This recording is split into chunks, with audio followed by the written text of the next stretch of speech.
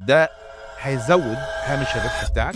أي صاحب business أو أي إدارة واعية دايمًا بتسأل نفسها سؤال مهم جدًا، إزاي أزوّد هامش الربح بتاعي من غير ما أغيّر سعر البيع أو أزوّد سعر البيع؟ هو ده ممكن؟ آه طبعًا، ده ممكن وبالعكس ده المطلوب، ومن غير ما أغيّر الquality بتاع المنتج اللي أنا باقدّمه أو الخدمة اللي أنا باقدّمها. طيب إزاي أقدر أوصل لده؟ الموضوع سهل جدًا وبسيط جدًا.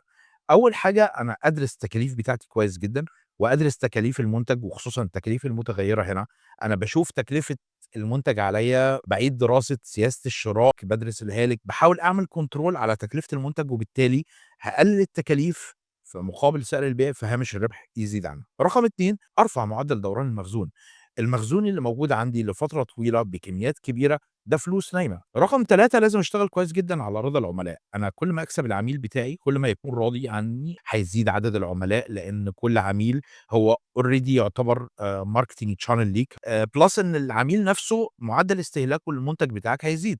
كل ما هيكون راضي عن أدائك، كل ما هيكون راضي عن الخدمة اللي أنت بتقدمها أو عن المنتج اللي أنت بتبيعه، أكيد معدل استخدامه له هيزيد. رابع حاجة استخدم أفكار ذكية، يعني أنت تقدر تعمل cross selling أو upselling، يعني بمعنى أصح أنت هتبيع منتج إضافي بجانب المنتج بتاعك. ده هيزود هامش الربح بتاعك، هيزود عدد العملاء، هيزود الاستهلاك، لأنك هترضي أكتر من ذوق كمان، وبالتالي هتقدر تكسب عدد عملا أكبر.